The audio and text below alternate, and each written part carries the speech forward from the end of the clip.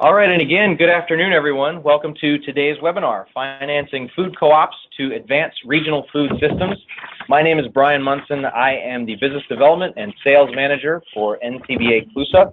Your webinar today is co-hosted by USDA and the Federal Reserve Board with featured commentary from the Reinvestment Fund, Capital Impact Partners, and Friendly City Food Co-op. Doug O'Brien, Executive EVP of Programs at NCBA CLUSA, will be your moderator today. Before I hand it over to Doug to kick us off here, just a quick bit of housekeeping for everyone. Participant phone lines are muted during the presentation to reduce background noise. There will be a chance, of course, to pose questions, just not verbally. If you have a question, please type it into the question box on your GoToWebinar control panel. You'll see that on the right side of your screen. Questions will be collected and answered as time allows at the end of the program. There will be plenty of time, roughly 30 minutes or so, for that discussion. NCBA CLUSA is recording this program, so it will be archived on our website. You will receive an email containing the link to view that posted recording tomorrow. So feel free to share it with friends, colleagues, peers, anybody that you think would be interested in this particular topic. So with that said, I'm going to turn it over to Doug O'Brien to get us going.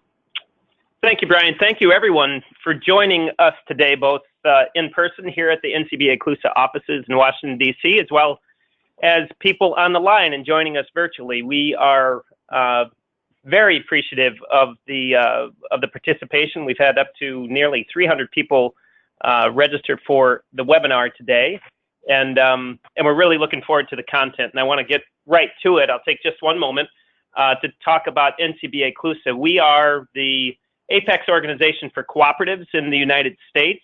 We've been around for about 101 years with a constant mission of advancing, protecting, promoting the cooperative business model to empower people in their businesses and in their communities. And when the idea was presented to us to host this webinar, to leverage the amazing work done in the collection of work that we'll be talking about, the Harvesting Opportunity book that the Federal Reserve Bank has released this past August, it made all the sense in the world to us. We think about the history in particular of food retail cooperatives as early adopters for local and regional food systems, and continuing to lead the way and innovate in the way that farmers can access markets. And this conversation is one that we're obviously very happy to host.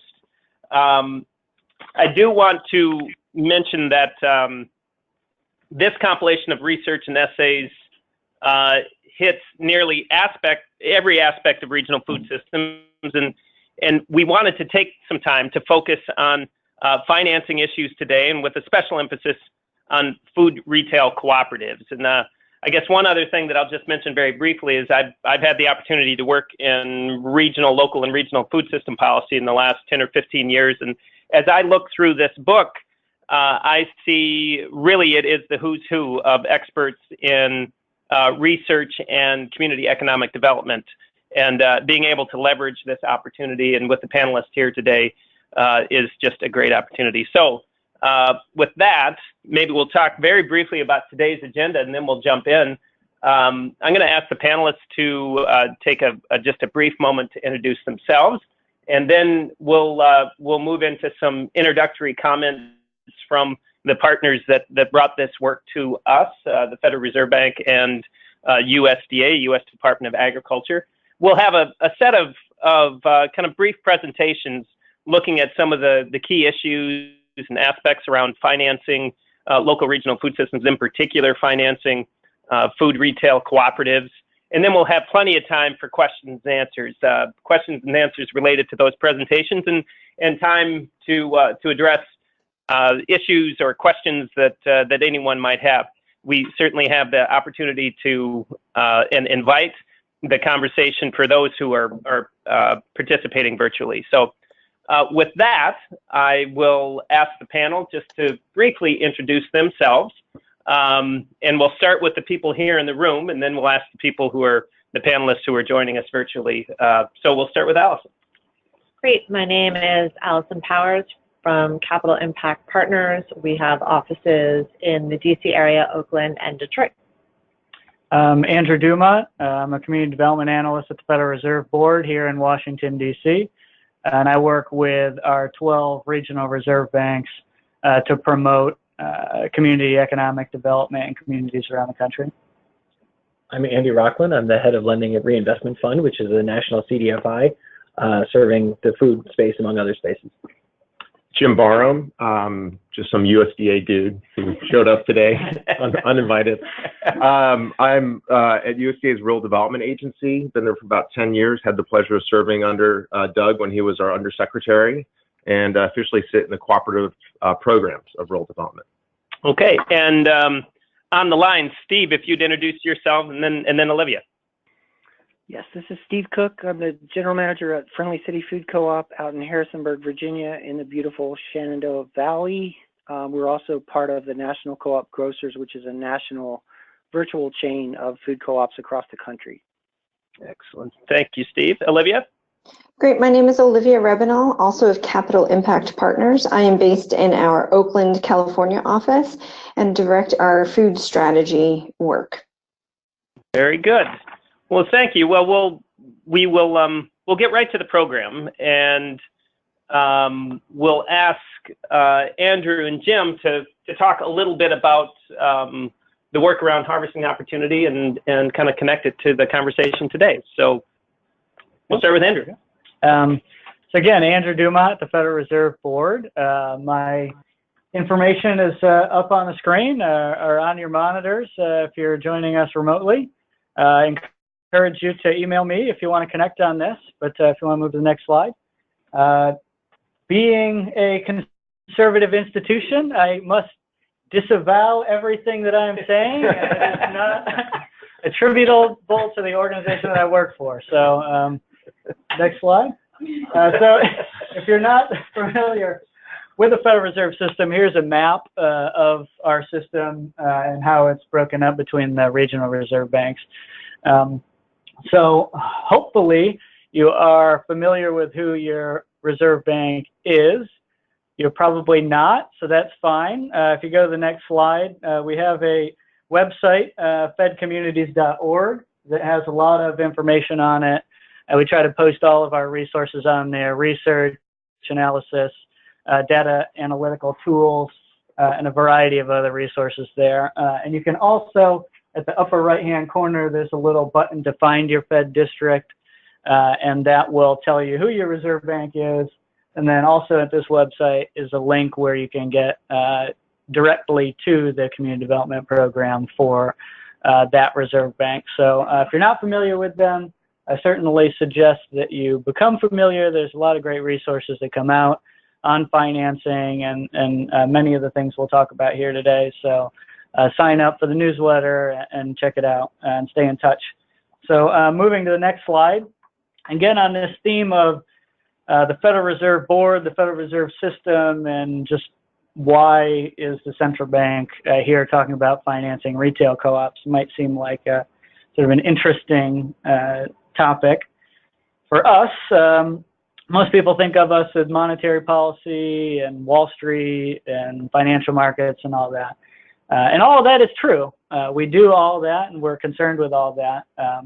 But the group that I sit in is really focused on community development and focused on Main Street and low-income folks, disadvantaged communities, and trying to really advance this goal on this slide that's underlined around promoting maximum employment.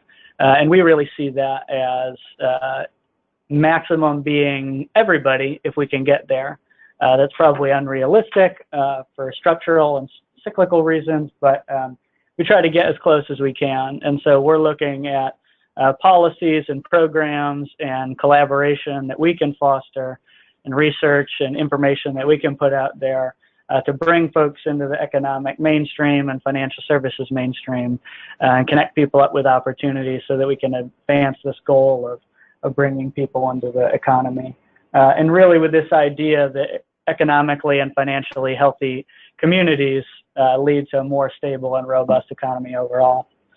So that's how we come to this topic. And if you go to the next slide, we spent about 2 years of time and effort together, Jim and I, on bi-weekly phone calls with some other partners, the St. Louis Fed, folks in agricultural marketing service, and our great steering committee, planning committee that we brought together to help us think through that, working on this resource that we put out in August, really looking at regional food system investments and how that can be a strategy and a part of advancing economic opportunity and community development in communities across the country. And so it's free. You can access it at the St. Louis Fed's website. The URL for that is at the bottom of this slide. Also, if you just Google Harvesting Opportunity Federal Reserve, it should be the first thing that comes up. Not hard to find. So definitely urge you to download it. I've got a handful of physical copies floating around, so if not everybody in the world asks for one, I could probably hook a few people up with one. But the eco-friendly way would be to download it from the website, so I encourage you to do that.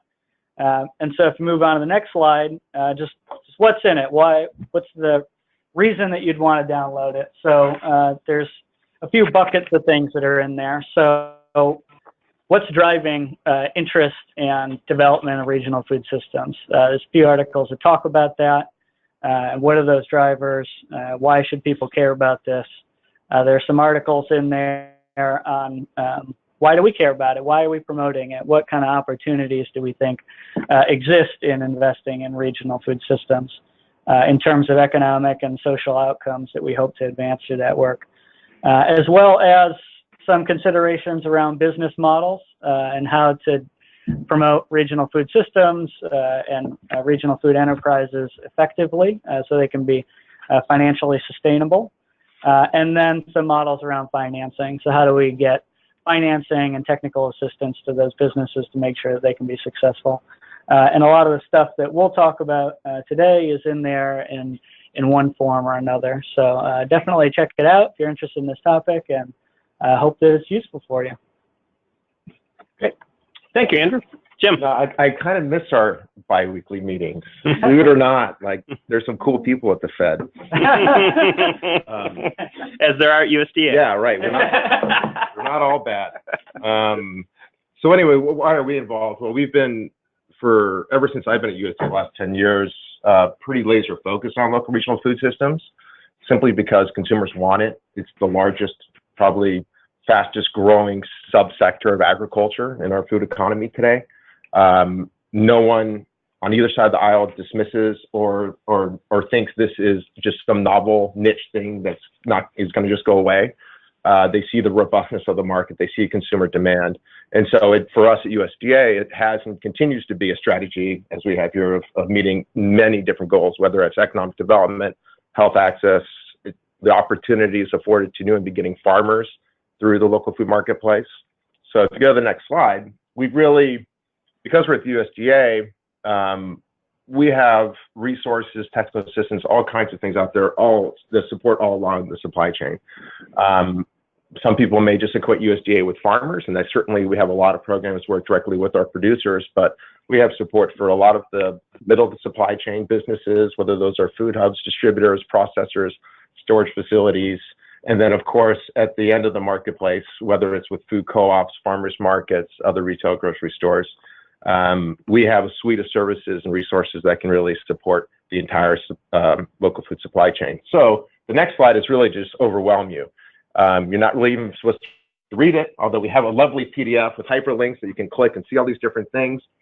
But we have close to 30 programs to support local regional food systems development. And because I'm a supply chain junkie, and I had a really good intern one summer, we started doing this. And it didn't look as nice and pretty as this initially, but the idea of looking at what resources are available depending on where you fit in the supply chain. So we're talking about food co-ops today, so it's going to be kind of to the far right, looking at markets and consumers.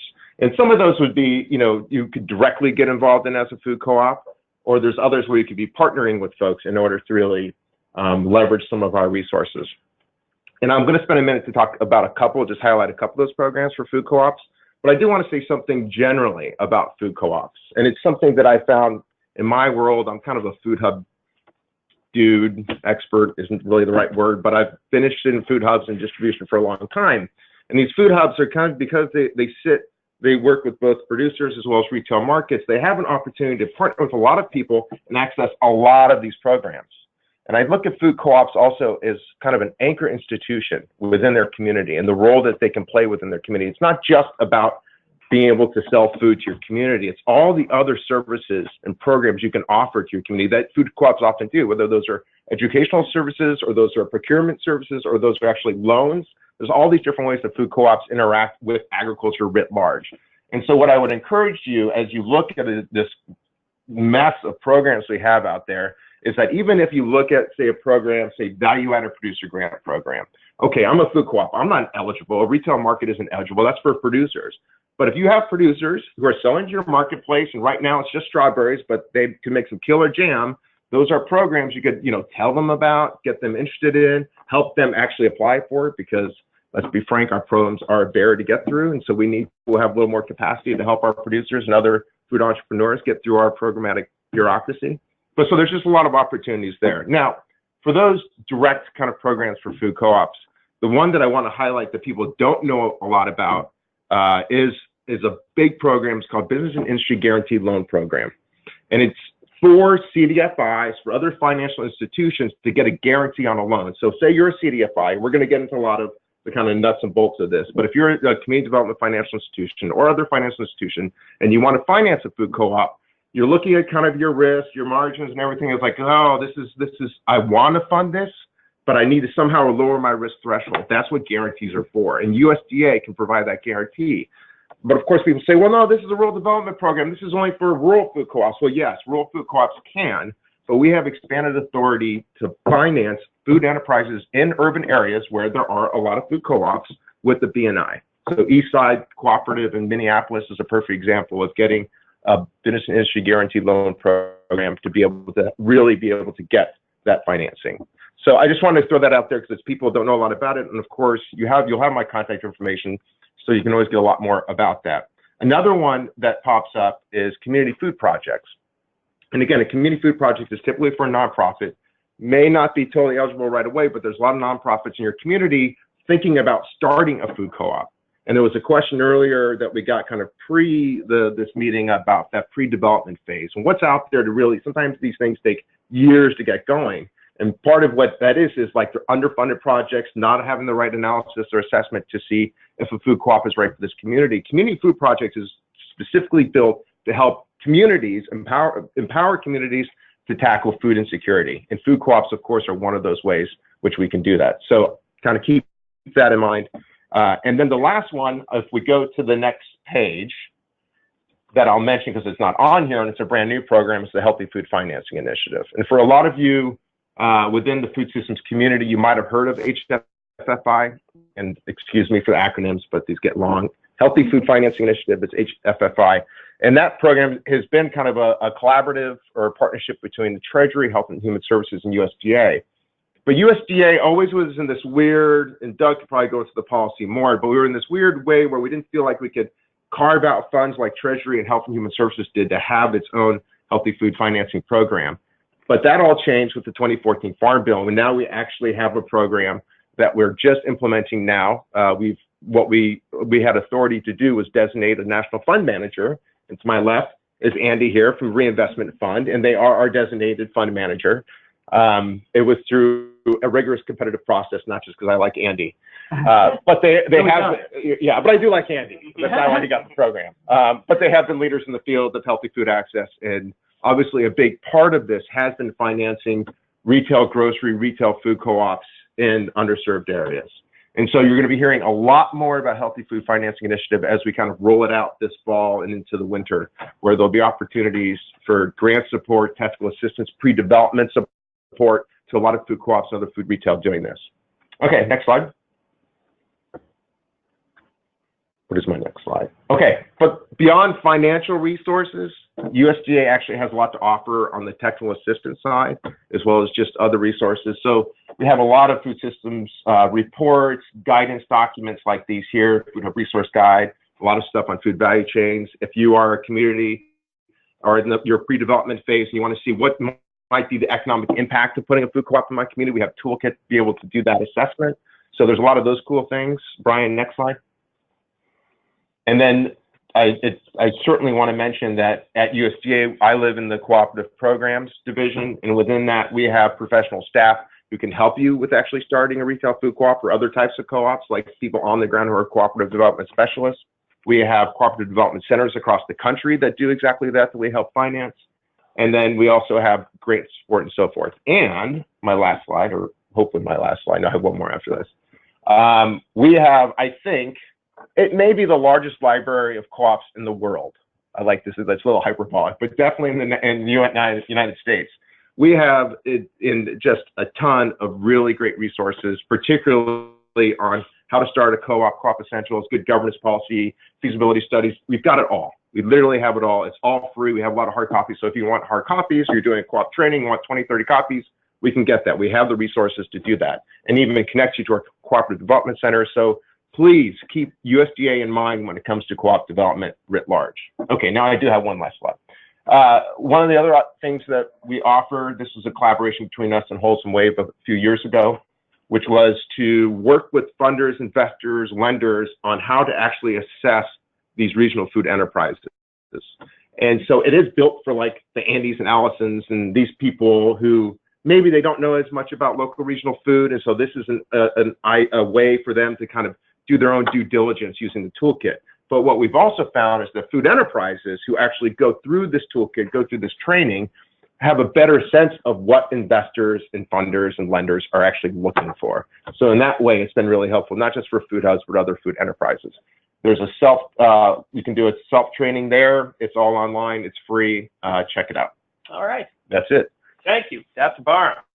Excellent set of resources from USDA. We'll just keep moving and go right to Andy Rachlin. Andy.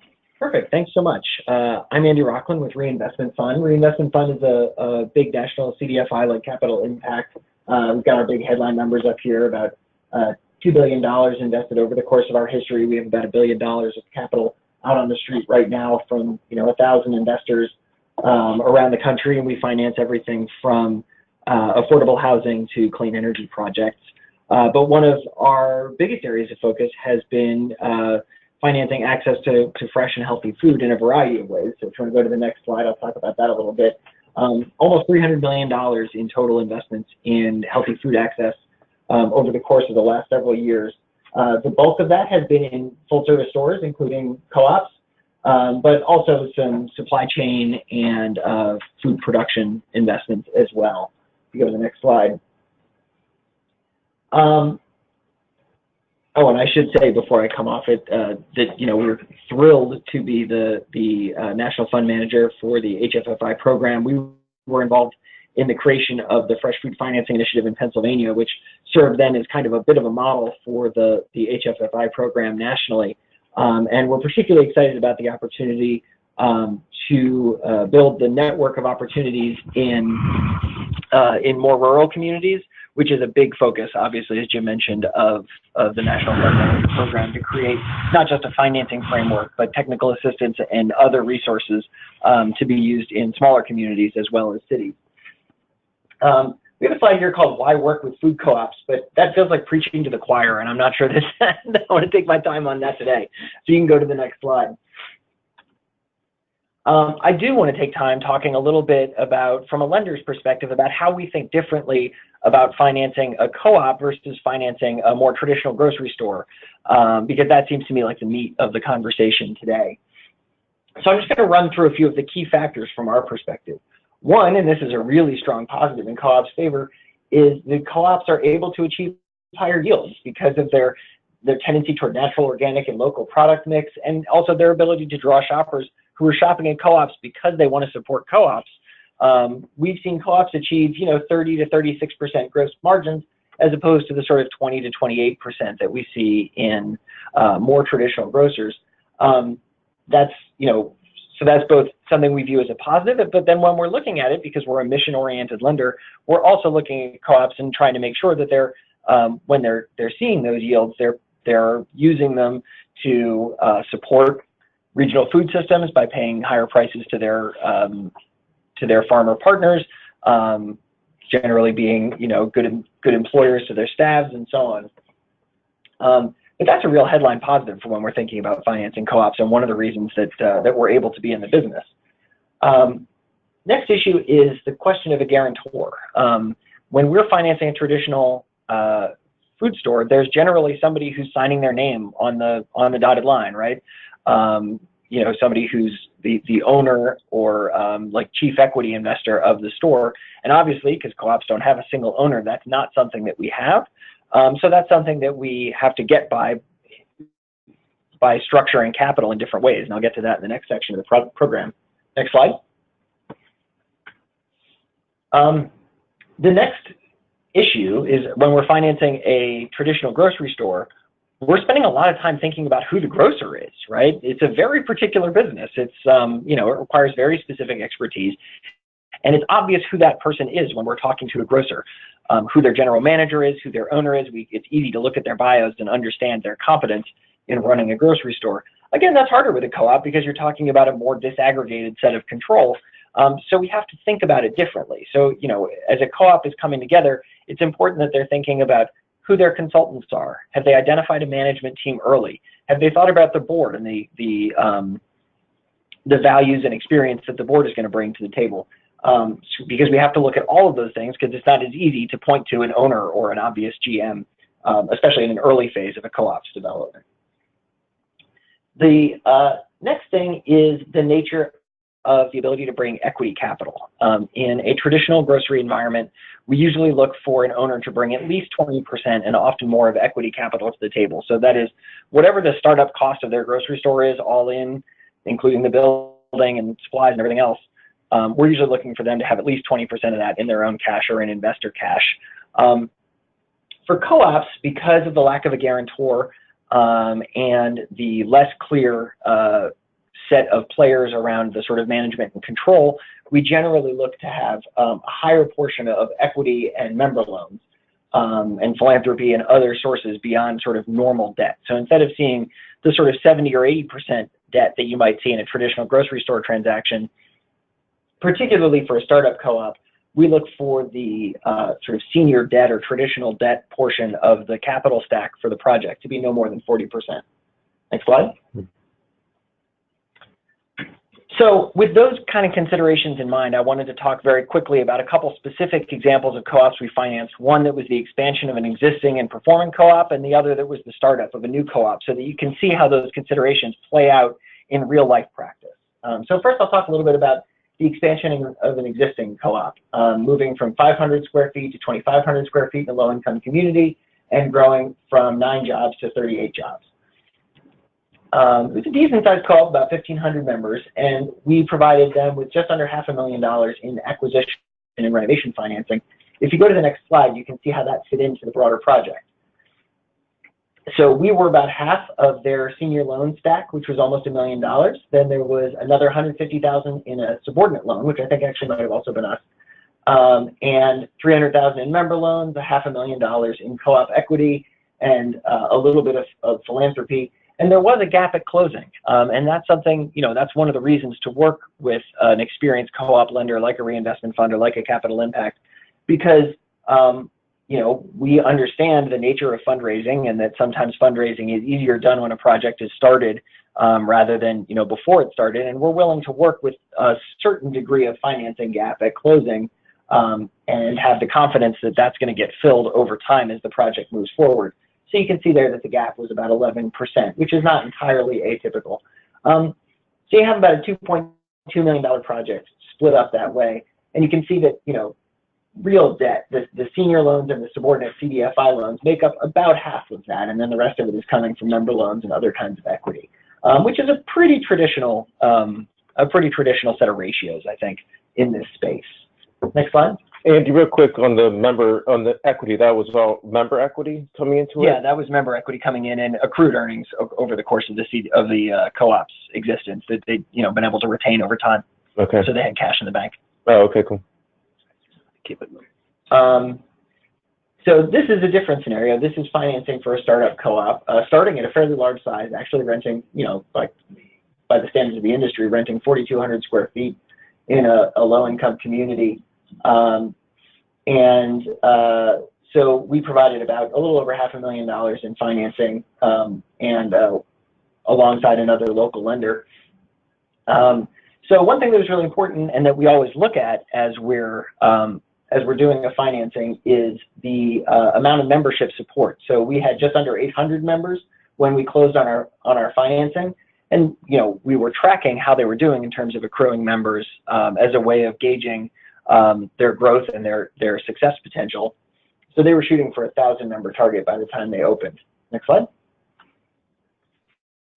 So you can see here the ratios are a little bit different, and that's because of the nature of a startup versus an existing co-op that's expanding.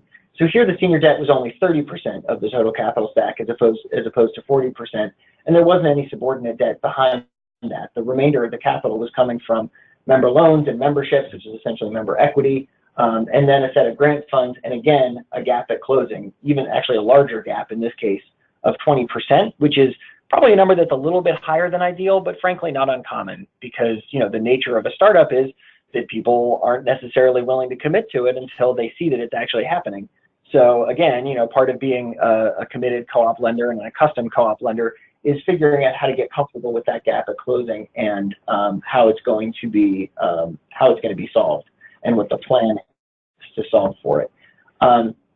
So I think those are just getting a sense of what some of those key ratios are and how they differ from a startup co-op to a more established and expanding co-op is really the key thing that I wanted to run through today, because it gives a sense of what some of the key considerations are for a co-op that's going out and seeking financing and thinking about how to use different kinds of capital as parts of its capital stack. Next slide. So that's it. I just want to point out there are 2 folks on the contact list. There's myself. I oversee our lending group, so that all of our various lending businesses. We also have a woman who specializes specifically in managing our healthy food financing programs, Donna Loic-Denunzio, who's not here today because she's busy gestating a couple of new co-op members who are, coming soon to a co-op near you. So she'll be back in a few months, and we definitely encourage people to reach out to her because she has an extraordinary breadth of expertise. Well, Andy, thank you very much. I think that was a great presentation to kind of ground us in what finances really look like, what these deals look like, and we're going to hear from our partners at Capital Impact Partners. As we transition, I want to just invite people to join the conversation virtually, and we thank those who've already sent some questions in. We will get to those at the discussion portion in a bit and invite others to do so. But for now, Alison, Capital Impact Partners. Actually, Olivia is going to kick us off and hand it over to me. All right. Oh, great. Yeah, thanks. And thanks. I think that Andy from Reinvestment Fund really kind of gave a great explanation of the history of healthy food financing in our industry. We are peer organizations, Capital Impact Partners. In the next slide, we'll just share with you our vision or mission. We use capital to break down barriers to opportunity, and we find ourselves building stronger, resilient communities of opportunity. We are also a CDFI, Community Development Financial Institution. And on the next slide, we sort of just summarize the breadth of the sectors where we work. Again, really similar to the Reinvestment Fund, we actually partner on many transactions across different sectors together. Our organization has been lending for the past 3 decades. We have deployed about $2 billion into particularly low income, low access communities that have been disinvested historically. And this is our spectrum of sectors where we've worked. We finance healthcare centers. We are working with the expansion and creation of charter schools. We build supermarkets, and in particular, local food co-ops. We have helped with creating programming and building facilities to help people age in place. We are very committed to creating and building affordable housing, and also have a commitment to and our roots in the cooperative industry, and have supported 213 cooperative businesses. Our work is really hedging on moving forward 4 strong strategic pillars where we believe we are addressing systemic poverty, creating equity, building healthy communities and promoting inclusive growth. And in our work in supporting cooperatives in particular, we do believe that we are creating community wealth through democratic and community ownership of business assets. We're creating equitable access to an economy through cooperative ownership. And many of the cooperatives that we do work with have an element, have a foot into the food systems. And so we believe that we are providing access to healthier product in especially low access communities. And I think that the inclusive growth is incumbent upon the structure of the cooperative model that allows for participation across the community. So moving on briefly, the area where I've been focused is building our inclusive food systems work. And in this space, we have deployed quite a bit of dollars toward many facilities nationwide, and it has benefited over 1 million clients through this work. We were the original fund manager of a statewide initiative in California called the California Freshworks Fund, and through that we worked to build supermarkets, food access points in low access communities. We were also the fund administrator for the National Co-op Grocers Loan Fund. In partnership with NCG, we created a loan fund to benefit their members that were in mode of expansion and needed the capital to complete an expansion. And in this partnership, we had a very specific relationship with NCG, wherein we knew that they would be providing an intensive degree of technical assistance to their members in order to ensure the success and viability of the expansion. And so on our end, from the financial consideration end, that only protects our investment even more. And so we're finding that that combination of intensive, specific technical assistance linked with our financing is really what can catalyze the growth and expansion of a lot of these food and food cooperative businesses. And then finally, I wanted to mention that we are currently managing the Michigan Good Food Fund, which is a $30 million public-private statewide initiative. And through that, we also have a large degree of resources that are dedicated to technical assistance, very specific, customized, intensive technical assistance. And through this program, we are working with a handful of startup cooperatives in low-income communities that should be coming online within the next year. So I think our next slide, Alison was going to talk a little bit more specifically about our cooperative work. Great, thank you, Olivia. As Olivia said before, our co-ops are really a part of our DNA. Capital Impact Partners actually started as part of National Cooperative Bank before we spun off to become a separate CDFI, and so it's always been something that we focused on, and we really look at that intersection between co-ops and our CDFI mission. So we're, focused on low income, low food access populations. This is kind of our cooperative strategy. Obviously, quality jobs is something we think about a lot.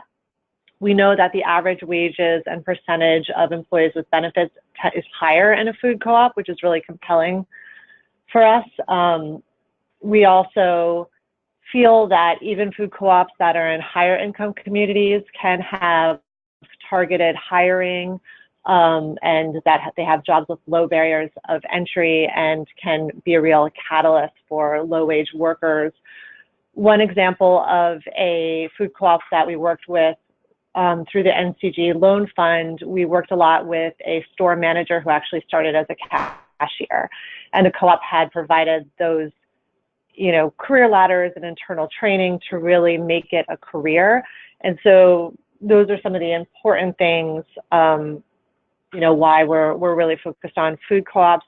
We also know that having these strong community relationships, I think Jim, call them community anchors, that they build partnerships with local nonprofits and schools. They tend to donate a significant amount of money back to the community, and that this really has a ripple effect on a community. And we feel like when a food co-op, even in a higher income community, can be inclusive and really think about neighboring communities, that it can go beyond just their immediate area. And moving on to the next slide. So talking about some of our co-op specific activity, since 2015, Capital Impact Partners has had a small grant called the Co-op Innovation Award, and it's geared towards national TA providers and developers that work with co-ops with a focus on communities of color and low-income communities. So really organizations that are working at a national level and really intersect with some of our mission and vision. And last year, one of our recipients was the Food Co-op Initiative, also called FCI. And this is an organization that works with startup food co-ops. And what they proposed was a pilot program for startup food co-ops in low-income urban communities. What FCI has been finding in the past couple of years, that half of their phone calls from communities that want to start food co-ops are in rural and urban communities that are considered food deserts. And so this is a real increase, and FCI has really done a lot of work in the past couple of years about how to serve these folks, and how a potential model for serving these communities might be different than the traditional food co-op model, which is more focused on natural food and which assumes a certain amount of member equity, certain rules around development and financing that could be different for these communities. So FCI really wanted to think a lot more intentionally about how to serve them, which includes a mix of seed grants, creating a peer network, and just a different toolkit of technical assistance tools. They picked the first 4 cohort for this seed grant, and they were in Michigan, Tennessee, Louisiana, and North Carolina. And the Michigan Food Co-op is actually the North Flint Food Market, which we're also getting to through the Michigan Good Food Fund. So we're kind of, this fledgling food co-op is getting a couple of different streams of grant funding through these different sources. Olivia touched upon the technical assistance aspects of the Michigan Good Food Fund and the National Co-op Grocers Fund. I also wanted to mention the Cooperative Lender Working Group. This is a core group that consists of LEAF, Shared Capital, the Working World, Cooperative Fund of New England, and National Cooperative Bank. Probably some of the cohort is on the phone right now, so hi. And we really brought this group together because we wanted to think about the ecosystem, and we all work in food in some capacity. And so we think about, what as lenders can we add? How can we increase the pipeline, better serve low-income communities, and what are our challenges and opportunities? And lastly, I know in the book it talked a bit about worker co-ops, and that was a really interesting section for us because we have been thinking a lot about worker co-ops over the past couple of years, and in particular, the opportunity of worker co-op conversions of small businesses that might be thinking of selling to their owners. And we actually see the food sector as one of the major target areas for opportunity and exploration around that. And I think there's just one more slide that Olivia is going to talk about.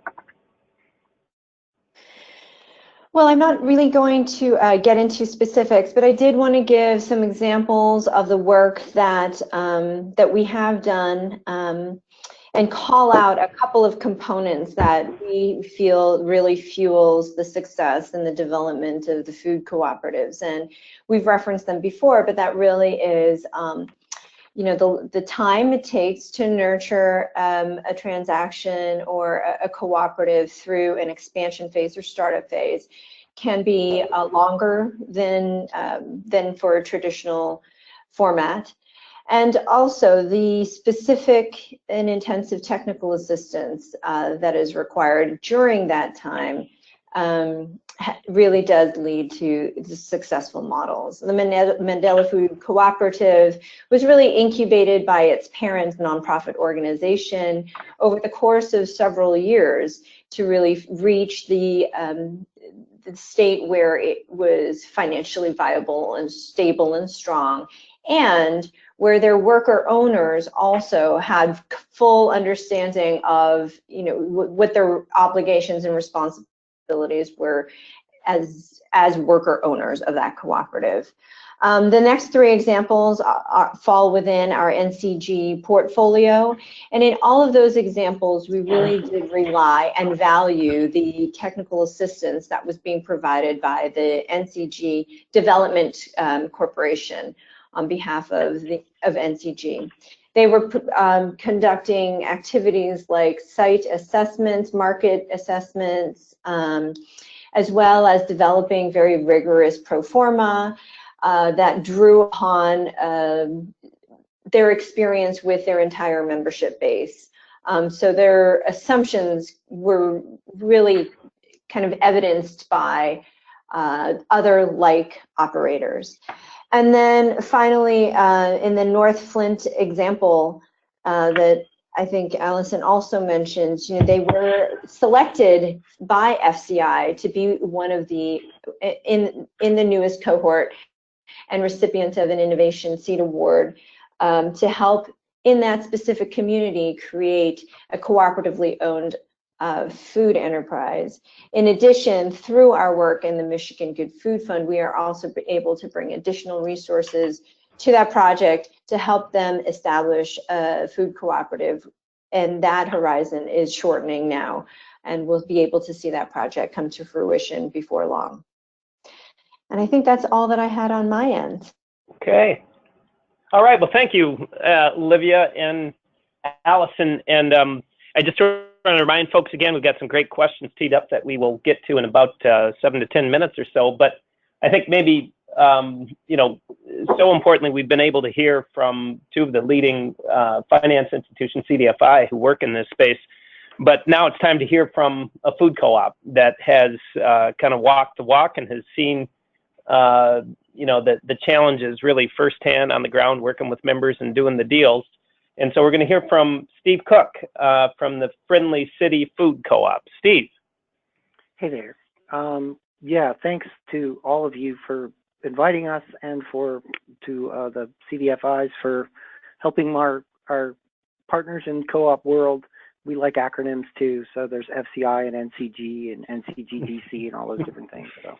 So you can jump to the next slide, and I'll kind of reflect a little bit on what I've heard. It's really encouraging and refreshing that there is more support and more help for food co-ops coming through these kind of organizations. My previous co-op in Atlanta, Sevenanda, was the beneficiary of a loan from the National Co-op Bank Capital Impact branch at that time, and that helped us through a major expansion, a relocation that we did there, so that was greatly appreciated. Our co-op began organizing in 2007, just prior to the recession in 2008.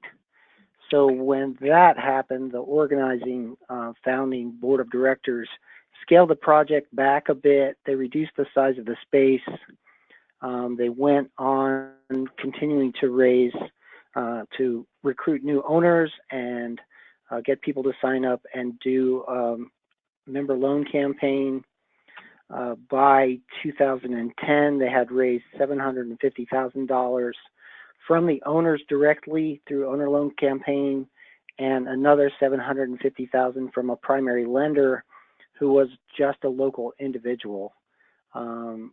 They approached banks and credit unions, and because of some of the issues that Andy mentioned with guarantees and difficulty with a large group of co-signers on a loan.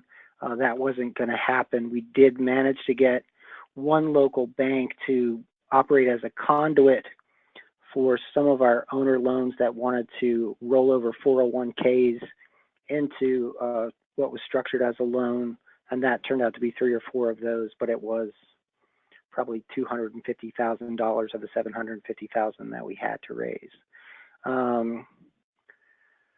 So as this picture highlights, we are a gateway for local farmers and local artisanal producers. This is just a little bit of the abundance of local apples that we have right now. These are just 8 of the different varieties that we have.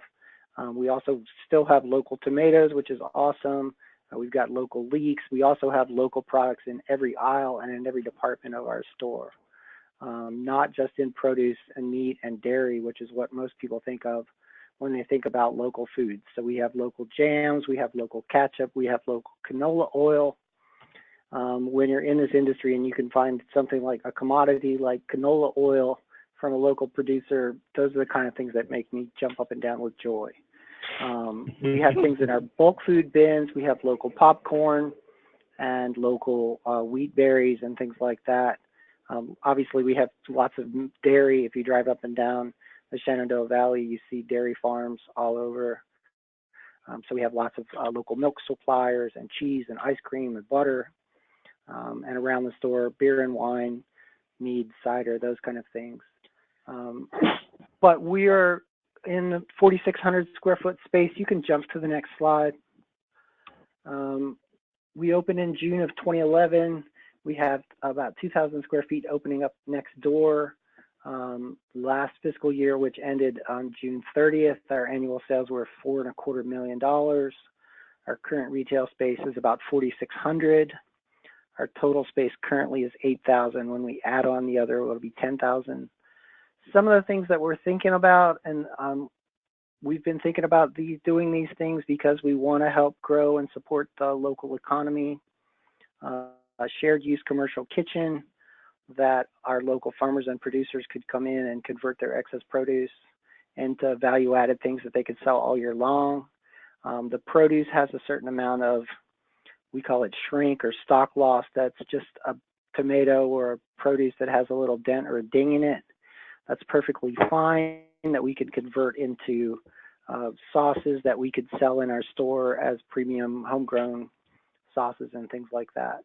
Another idea that we have is a mini food hub. We have a fairly large old walk-in cooler that's not functional now off of our loading dock that we could convert to an operating cooler for cross-docking local produce to area restaurants and markets. We have a food hub in Charlottesville that's about an hour southwest of here, southeast of here, that we could work with on making that kind of thing work.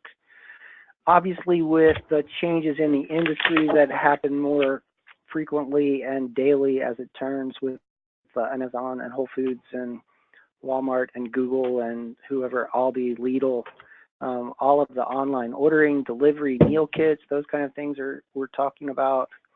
We want to be able to leapfrog ahead and not be reacting to those kind of things.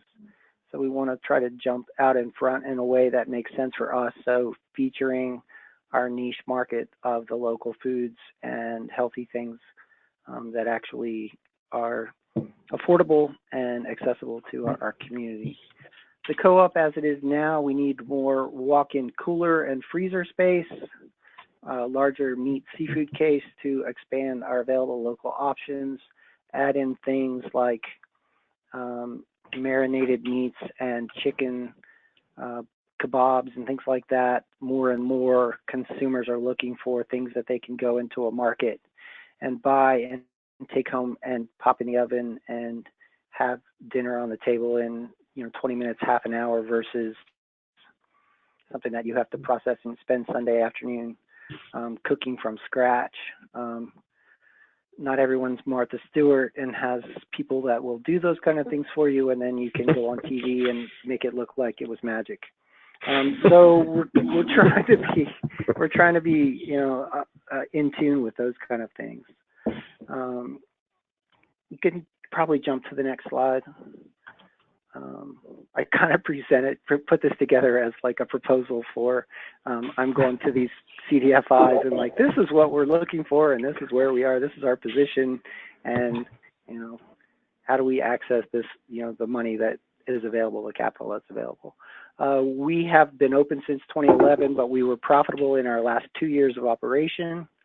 We have about $1 million on our balance sheet, 25 days of cash on hand, strong margins that Andy talked about, below average labor costs, but that's not because we're not paying a livable wage, which we do. It's just because the 38 employees that we have work in every department and are cross-trained to help out everywhere. Ideally, we would probably, and we're moving towards having more employees, towards 40, 45 by the end of this next year, but we're growing our team as we grow our sales and trying to keep a balancing act there. We're nearly double-digit sales growth. We were able to manage to keep double-digit sales growth through our first 6 years of operation, and now it's slipping down into the 8 and 9%, which my colleagues in the food co-op world, many of them are having difficulty keeping their sales growth above 2 or 3% if they have positive sales growth at all. So I'm a little embarrassed to say that we have 8 or 9% sales growth, and it makes me worried, but that's our experience in this market. We have a very experienced leadership team in the board. I have over 20 years managing co-ops, and we're in a large and growing market area. Every day, every week, we have new people coming in from up and down the valley. We're conveniently located, and yes, this is a little bit of a gratuitous pitch, but we're conveniently located just off of Interstate 81 in the Shenandoah Valley. So if you're going to come out and look at the leaves, we're in Harrisonburg, just off the interstate, and more people are realizing that as they go places on work trips or on vacations, they can jump off of the interstate and come in here and get a nice, hot, fresh, healthy meal made with local ingredients, or pick up some local grass-fed beef to take to Massanutten or any of the other resorts in the area. It's kind of it's been a really great thing, and the more and more people hear about that and share the news about that, the more that we continue to grow and see new shoppers coming in all the time.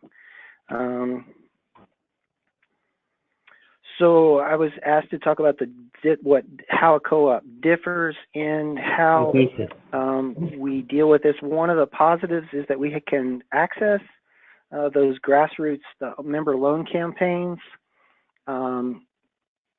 and that's really awesome, because what it gives you is a ready-made, a local shopper base. You have a market. These people, we do a pretty good job of educating these people that you own a grocery store. Why would you shop anywhere else? It's like, when you could tell all your friends, I own a grocery store. How cool is that? It's like, you're going to go shop at Kroger or Food Lion or somewhere like that, and it's like, that money all goes somewhere else. It all goes to Cincinnati or somewhere in North Carolina. If you come here and shop, your money is staying right here in our local economy. The negative is what this slide is about. No, that's not our last owner meeting. I just picked this up out of clip art, but it gives you an idea. That's not 1,800 people. We have over 1,800 owners. And the banks and credit unions, conventional banks and even credit unions, who are our friends in co-op world, are not anxious to get to make a loan to have 1,800 people co-sign. They just want 1 or 2 people to say, I'm responsible for paying this back. A lot of our experience has been that a lot of grants and loans for healthy food financing and building up local food systems. We're working on trying to become a retail SNAP match, like a lot of the farmers have, where you can double your SNAP dollars. We need to have a nonprofit partner, because they can't, a lot of lenders won't give grants or loans even to, if you're not a nonprofit or have a nonprofit partner. So that's kind of a limitation that we have. So that's kind of what I think I have to say. Then that's just my final slide, and that's all I've got. All right, Steve. Well, thank you very much. I think really terrifically valuable experience to share and to kind of round out the conversation with the financiers and USDA and the Fed. So we now have time for questions, and we've got a number of them that that Brian Munson and I here at NCBA CLUSA have been kind of curating. We welcome more of them. That channel is still open, so please feel free to text and email those.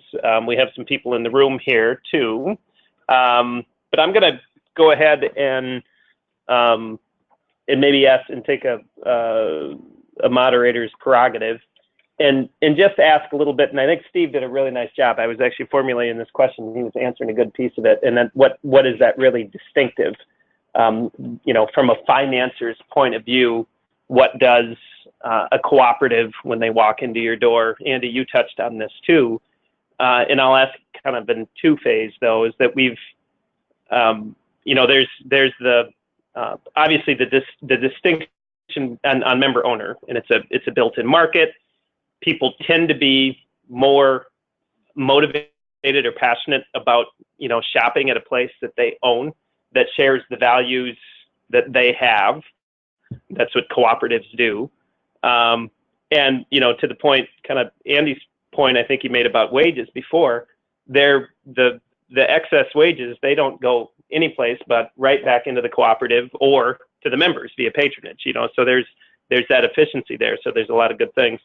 You know, we did talk about, and Steve raised too, and it actually addresses two of the questions that came through internet already, a couple of the challenges around guaranteeing the loan, whether that's through BNI, which there's a specific question here about that, the business industry loan program or otherwise. But then also how to deal with, there are entities, nonprofits, foundations that are interested in investing, but that a lot of times takes a 501c3, you know, and have people seen some, you know, some good examples of how people work around that. So I'll start there with that question about what's different about a co-op that, you know, go maybe one step further, and then how do you deal with some of these differences to you know, optimize the opportunity for that co-op to be successful? And I'm just by eye contact. Andy, do you want to start? Yeah, sure. You know, I'll go back and sort of distill out, I think, the sort of two key points from my presentation. There's a sort of financial difference and there's a operational difference. And the financial difference really relates to that guarantee, right? I mean, Steve was joking about it. You can't have 1,800 people sign a guarantee. It doesn't work. So how do you get over that? And you can get over that a few different ways, right? You can get over that by utilizing a guarantee program like the USDA's. And if that, for one reason or another, isn't available to a particular co-op, you can also get around that by structuring the financing differently. It's why, you know, while co-ops don't have the ability really to guarantee loans, they do have the ability to do things like raise member loans that a typical grocer doesn't have. So whereas a typical grocer might go, you know, put in 20% of their own equity and then get 80% of their capital from a bank loan, you can see, you know, in the models that we showed of capital stack, you might see a co-op putting in, you know, 20 or 30% equity, getting 40 or 50% of debt from a bank, and then the delta is made up. The member loans are a really significant part of making up that delta, and then there's often a little bit of philanthropy or member equity or other kinds of things structured in there. So, you know, co-ops have the disadvantage of not being able to guarantee, but they have the advantage of being able to raise member loans, which is a really big deal. Right. And that's how you get over that. Then the big difference is usually when you have a grocery store starting, it's either, you know, a big network of grocers where the sort of who the manager is and where the expertise to run the shop is coming from is really obvious, or it's an operator who's run a grocery store before. It's an individual owner who is, you know, himself or herself a grocer. So you know exactly who's running the store, and you can very easily trace back the expertise. So the other thing that we look for as a lender is, and that's obviously not as obvious when you have a co-op with, you know, 15 people on a board and 700 or 800 initial members. You know, I had a boss once who said the most dangerous words in the English language are "who's in charge here." But again, that's overcomable, right? A co-op just needs to know what kind of questions are going to get asked going in. And these aren't just important questions for getting financing, right? They're important questions for getting started. Right. So, you know, if you're in really early stages, who are our consultants? Who are our board members? Who are we talking to who's bringing expertise that might not exist within the 1,800 member base? Or how are we going to that member base and getting the right expertise from it? Right. And then as you get farther into your development as a co-op, starting to think early about how you're going to source your general manager and what that person's expertise is. Again, your consulting team, your board, being really clear-eyed about those things and making sure that they have the necessary expertise is really, really important. Good. Thanks, Andy. Alison or Olivia, do you want to comment? I'll just add one thing and then turn it over to Olivia. When you're talking about member equity and how much you can raise, a lot of it is going to be what sort of community is your target community. Are you going to raise $100? Is it going to be, you know, $100? Is it going to be $300 per member? Do you have to pay it all at once? Can you pay it $5 every month? And I think that, you know, there's been cases where food co-ops have really gotten some local city or state funding that they really have to know how to, what are the local government channels, how do they reach out, how can they market themselves as a small business and, you know, incubator of quality jobs, healthy food. I mean, there's a lot of buckets of funding that food co-ops, I think, have just begun to tap. And as we look in different sorts of communities that might not be able to raise as much equity, that's something that needs to be explored and maybe standardized a little more. Olivia, do you have anything to add? Well, no, not really. I mean, just to echo, you know, the financial considerations and the question of the guarantee, I think, you know, there is a unique structure. And I would say that there is that cluster of the lenders in the community that are accustomed to this structure, where, you know, there's a lower proportion of debt than a traditional transaction. And then there's the contribution of the member equity. And then, as Andy was saying, that delta from the member loans, it is the real is a bit of a difference with traditional, as compared to traditional transactions. And I think that understanding the obligation and you know, the structure of a cooperative is important, and not all lenders are familiar and comfortable with the structure and with that structure. And so, you know, being able to identify in the small cohort, you know, and Alison mentioned our working group of those that are working to support those lenders that are working to support cooperatives. I mean, among us, you know, I think that there is that comfort level with that kind of structure. And on the operational piece and the technical assistance and ongoing technical assistance piece, what we expect to see, and I noticed was highlighted in Andy's examples from reinvestment fund perspective, it's a line item for a consultancy or for the legal technical assistance or ongoing member support that's built into the transaction, so that doesn't fall short, because it is something that needs to be itemized, funded, supported, and there needs to be someone, an expert, that will work with the cohort of owners, member owners, worker owners, to advise them on how to continue operating as a cooperative. Thanks. Thank you. Thanks, Olivia and Alison. I'll go to another question from the virtual audience, and then we might go to one here in the room, and I'll just read it. It's, how does a focus on non-organic, non-natural, non-health foods, such as the Renaissance Food Co-op in Greensboro, which is featured in Harvesting Opportunities, how does that change the attitude or the look of the deal for finance operations or CDFI? So, you know, I think from our perspective, the sort of the local food concept is important. The question of, you know, organic is probably a little bit less important. But that doesn't mean that we wouldn't look at a transaction that isn't about those things. We'd want to understand, that said, part of the value of a co-op, part of the reason that they can command, they have historically been able to command margins that are greater than traditional grocery stores in a way that makes up for some of the things that are more difficult in financing them. We would want to understand what the business plan is for having a similar degree of member attachment, right? Is this about bringing food access to a food desert and trying to hit a certain price point? Mm-hmm. Is it about supporting a particular ethnicity's need for foods that fit their culture, right? There are a lot of things other than organic or even other than local that a food co-op can be about, but I think it's important that it be about something. Mm-hmm. All right. Olivia or Alison?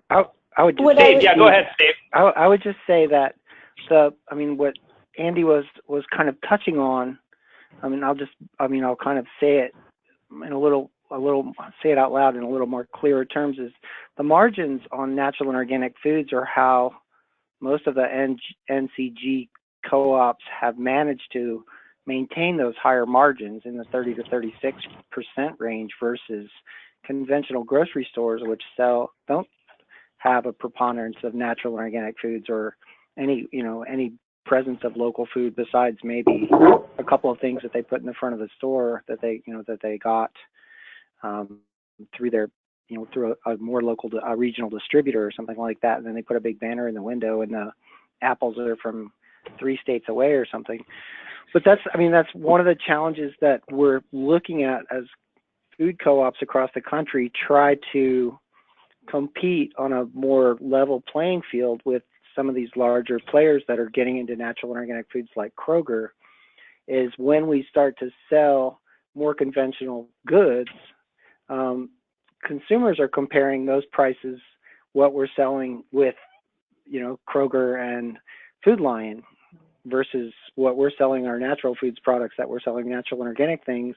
They might be comparing with Whole Foods, where until recently our prices were comparable or a little bit better. Okay. And just to add, I think this is a very live debate within the sector, especially when, as I said before, you've got a lot of communities who are calling from rural communities who their grocery store might have closed, and the food co-op is almost a last option for them to preserve some sort of food access.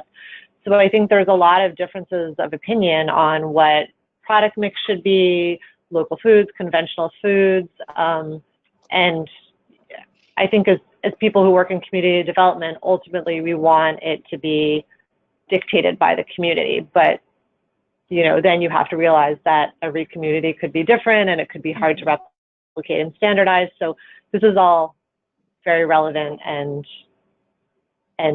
evolving. All right, good. And that's something that I wanted to underscore, is that really the solution that comes into the community needs to be community driven. Right. And so the product mix that we see at Renaissance is a reflection of what the community and the owners of that cooperative needed to buy. This is what they stated they didn't have access to. And so I think that just demonstrates, their priorities and their needs. Great. Yeah, great. Thanks, Olivia. I think, and that's another way of highlighting the cooperative distinction. Of course, it's the members, it's the people who live in that community that are really helping drive the decisions on what that co-op does and what it markets. I'll invite, if there's anyone in the room here, if you might want to step up so folks can hear on the microphone. So feel free to come on up, and as you do, I'll remind the audience that this webinar is recorded, and it will be posted certainly on the NCBA CLUSA website. And the information shared today, including all of the great information on the slides, we'll make available too. So with that reminder, I'll ask one of our audience members right here in Washington, D.C. if she has a question. Hi, yeah, I have a question, I guess specifically for Steve at Friendly City Food Co-op and maybe some of you as well. So I think Friendly City Co-op in Harrisonburg Virginia, is near, I'm from Virginia, so James Madison University. And so I'm wondering about Friendly City and maybe, food co-ops in general that are in college towns. What's the dynamic with, bringing in members from colleges and young people that are more interested in sustainable food, organic food, and sustainable food systems, but then also college students also leave. So I feel like there's a lot of pros and cons, and so I'm just interested in hearing, how maybe that's, Steve, for how that's maybe played out for you. Yeah, it has been, we do see seasonal fluctuations when, actually after graduation in the middle of May here, May 15th, around then, our sales do start to slip a little bit. And actually the bigger drop off that we see is in the middle of June when public schools get out and the faculty and staff leave. So our bread and butter, if you will, is the faculty and staff from the universities here in town, JMU and Eastern Mennonite University. Our stable, those are the people who are our owners. We do have some college students who join the co-op and then withdraw or resign their membership when they leave. Virginia has an interesting cooperative statute that you have to be a resident of Virginia in order to join a cooperative. And so even though we're 20 miles away from West Virginia here, and we have lots of people from West Virginia that come here to shop, they can't join. College students do come in. They like to come in and shop on Parents' Weekend when the parents are here and fill up a shopping cart. We do really well on move-in weekend. A lot of JMU students are living off campus, and so they'll come in and replenish the pantries when they're moving in and come back and restock their pantries as they go along through the year. We do have a pretty good snacks aisle, so chips and salsa and things like that are very popular. And as they get to a legal age, the beer and wine and meat and cider are also quite popular. We have a hot food bar and a salad bar, which is definitely a draw. There is a pretty strong symbiotic relationship between colleges and food co-ops across the country. The reality is that there are a lot of startups in college towns who have that very question and think that the college students are going to be what makes or breaks their co-op and want to gear all their marketing and promotional materials towards the college students. Our reality here has been, and most of the other college town co-ops that I know of, that's not what you survive on. You survive on the faculty and the staff, and I mean there is a little bit of an uptick. We get definitely a nice bounce when JMU comes back in session, probably 10,000-15,000 a week. Our sales go up, but it's really the faculty and staff that are driving that. All right, thanks. Thank you, Steve. I have a couple kind of pretty straightforward kind of rifle shot questions that have come in. I want to make sure that we get to as many as possible. And that is, do the CDFI that are represented here, do you work with food hubs also a little bit farther down that value chain? So, Alison? Olivia? Olivia, do you want to more your wheelhouse? Yeah. Yes, we do work with food hubs and we work with businesses across the value chain because they're all pretty interrelated. And although we do think that we recognize the history of healthy food financing began in, solving for the access issues, providing access in low access communities. It's also, our work in this space is also to fuel and to grow the food system, to create opportunities within the food economy, and food hubs are well within that. And so we do support them. Yep, that. Okay, Andy says me too. Good, thank you.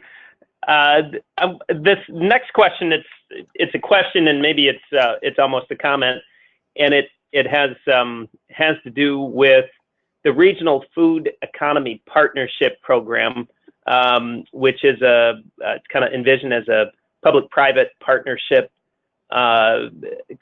initiative that passed through. It's a provision that was supported by Senator Brown of Ohio and Congressman Pingree of Maine. It was a Farm Bill measure in its proposal to the regional, within the Farm Bill. It envisions including, private financing from traditional banks, from the Farm Credit System, CDFI, foundations, non-governmental organizations. I think the person definitely wanted to lift that up, but also to invite, have folks looked at this? Have they worked with it? Do they have thoughts about it? And Andy. I don't personally know that much about it specifically. My colleague Pat is here with me. Pat, do you? Come on up.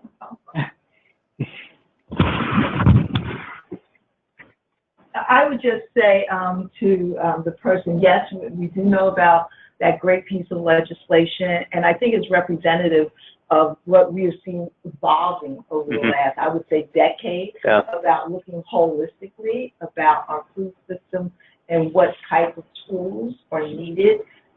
One size does not fit all, and I think that we bring to bear various types of financial tools to advance this work. Yeah, good. And I'm not sure, Olivia, if you have any comment on it. Nothing to add.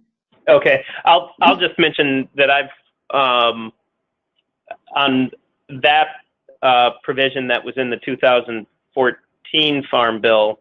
I know, and I think it was just introduced. In fact, Congressman Pingree was at an NCBA CLUSA conference a couple of weeks ago, the Impact Conference that we partnered with CIP and many others on. Congressman Pingree was there and talking about kind of the next iteration. As Pat mentioned, really a number of policymakers that are interested in a more comprehensive approach to financing local regional food systems. And I think in the next Farm Bill, we'll see activity. So for the audience, I think it's something that you'd want to watch and participate in that conversation. We certainly intend to here at NCBA CLUSA. The next question that I'll talk about, or that I'll raise, and I think we're down to just maybe one or two with time for one or two, is I think we want to come back around to, it's been touched on a couple times, but maybe focus another minute or two on the working in low resource communities. And maybe that'll meld a question that I had, and that I think, Alison, you did touch on it a little bit ago, but it's this notion of, while profitability and income for the workers, profitability and good prices for the member owners of the co-op are obviously critical. They're not the only thing. Co-ops, because they're people-centered businesses and they're member-centered businesses, they're more likely to be looking for social impact. How do financiers look at that? And that type of other types of outcomes that a co-op is looking for, that obviously can have some financial implications too. So it's a great big question, but I think we can't leave this conversation without having kind of a focused comment about it. So. Well, I'll start. CDFIs like to call themselves mission-driven lenders, so I think it's both and. It is we're looking at the credit and the financial considerations, and we are looking at the impact, and we are improving the way that we are quantifying and demonstrating the impact. So we've developed metrics and scorecards that we use that really dictate and document our aspirations and what we're looking for, intended outcomes. And we look at any transaction and we measure it against our desired outcomes and see how well it meets that by a number of different things. What kind of benefits you provide? How much do you pay? Is it livable wage? Do you have time off, opportunities for advancement, etc.?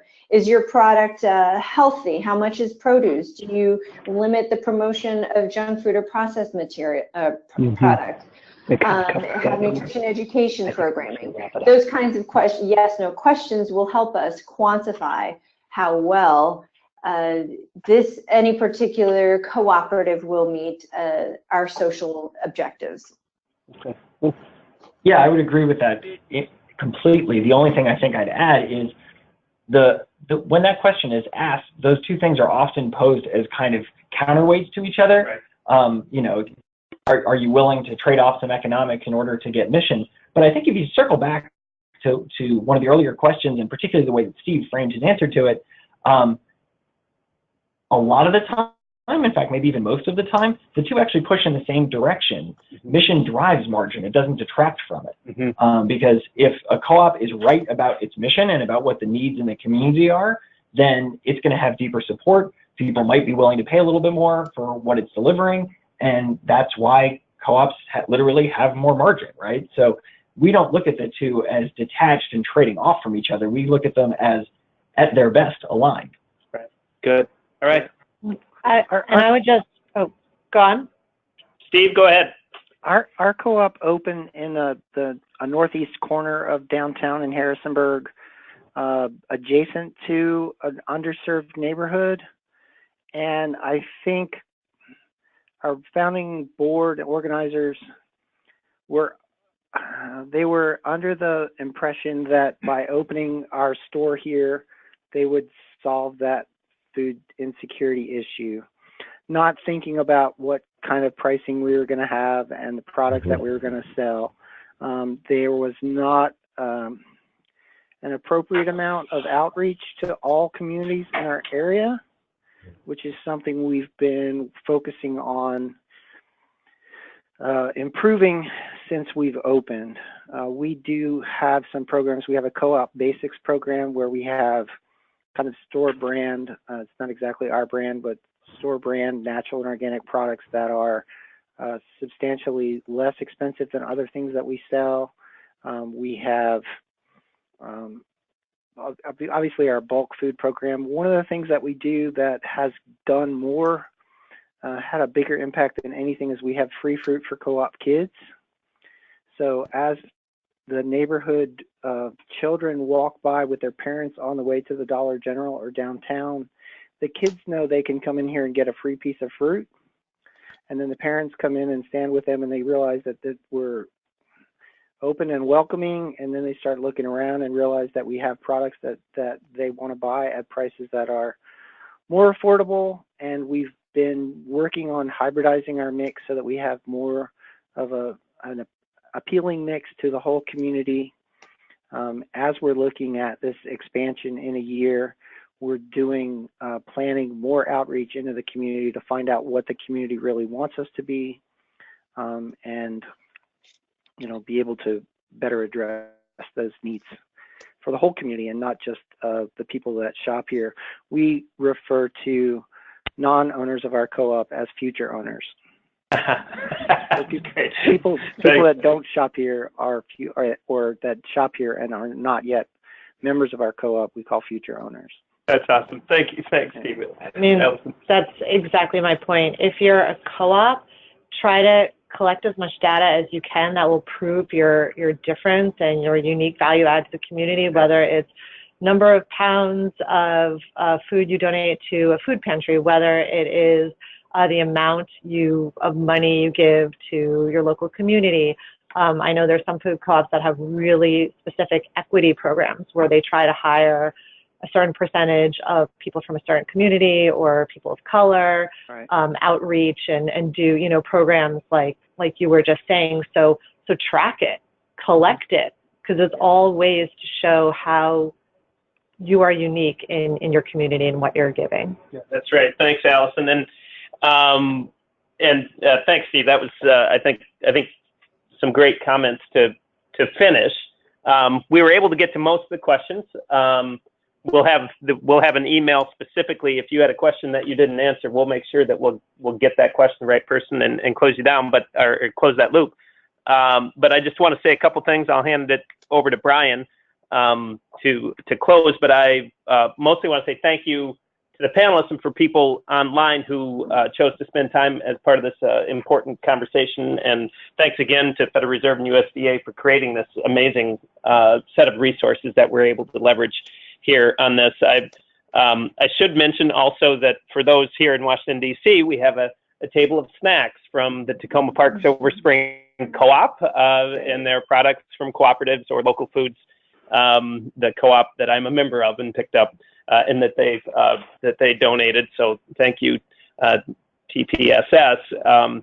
So with that, invite everyone to, as we send the link out for the webinar, please do, take a look at all of these resources again, including, you're welcome to take a look at the resources we have at NCBA CLUSA, which Brian might mention right now. Brian? Yeah, I was just going to mention that if you wanted to stay in touch with NCBA, you can, of course, do that through the Co-op Weekly e-newsletter. I anticipate maybe some follow-up from this event, whether it's an article form or some other kind of outreach. I think it's clearly a hot topic. At our peak here, we had 195 people on the phone. So out of the 200, almost 300 or so that registered, that's a pretty good turnout. So again, thank you for everybody for attending today in person. Those of you that joined us on the line, our panelists for preparing this this fantastic webinar for us today. Thank you, Doug, for moderating. Again, this webinar, the recording, will be sent out to you tomorrow. So feel free to review it and share it. We'll work to get everybody's slides out to everybody as well. And if you have any questions, you can of course email me directly. Email is B as in Brian, last name Munson, M-U-N-S-O-N, and I'm going to put up everybody's contact here information on the screen if you need to reach out to them directly, but we will have some follow-up going out. So without any further ado, thank you guys. Have a great rest of your day, and we're going to close up shop here. Thanks. Take care, y'all. Cool.